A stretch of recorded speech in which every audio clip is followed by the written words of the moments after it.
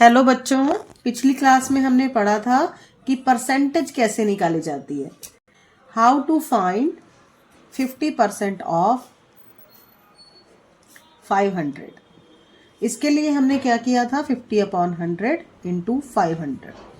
जिसको भी इस चीज़ में डाउट हो कि ये कैसे आया तो आप पिछली क्लास को देखिएगा, आपको अच्छे से समझ में आ जाएगा। 2 0 से ये 2 0 चली गई और ये हमारा आया 250। अगर हम रुपीज़ की बात कर रहे हैं तो 500 का 50% बनेगा हमारा 250 रुपीज़।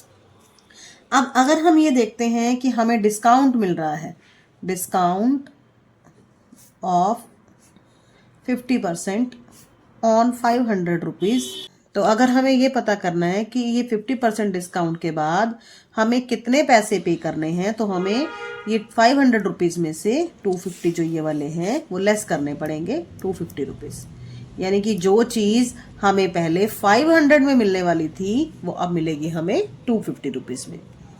एक और बात समझते हैं, अगर हमें डिस्काउंट मिलता है, discount of 10% on 1000 rupees, let's see कि क्या होगा। 10/100 इंटू 1000, 100 रुपये, 100 रुपीज़। तो हमें कितने पे करने हैं रुपीज़? वी हैव टू पे 1000 माइनस 100, 900 रुपीज़।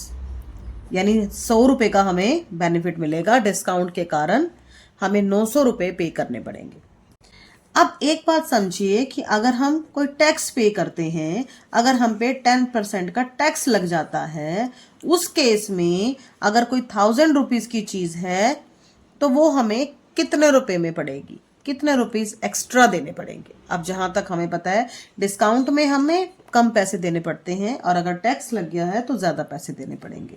तो हम अगर फाइंड आउट करते हैं कि 10% ऑफ 1000, तो सेम टू सेम जो पहले हमने किया 10/100 इंटू 1000, तो आएगा तो वही 100, लेकिन अब हमें जो पैसे पे करने पड़ेंगे, वी हैव टू पे, अब वही अमाउंट जो 100 में से लेस किया था वो ऐड हो जाएगा 100 रुपीज़ और 1100 रुपये देने पड़ेंगे। यानी डिस्काउंट से हमें क्या मिलता है? छूट मिलती है, जाहिर सी बात है कि पैसे कम लगते हैं। और अगर हमें टैक्स पे करना पड़ता है तो रुपीज़ ऐड हो जाते हैं, एक्स्ट्रा मनी हमें पे करनी पड़ती है शॉपकीपर को। मुझे उम्मीद है कि आज की वीडियो से आपको काफ़ी कुछ क्लियर हो गया होगा। और अगर कुछ डाउट्स हों कि जैसे ये स्टेप कैसे आया है, तो आप मेरी पिछली वीडियो जो है उसे चेक कीजिएगा, आपके सारे डाउट्स क्लियर हो जाएंगे। नमस्कार, फिर मिलते हैं नेक्स्ट वीडियो में। Thank you so much.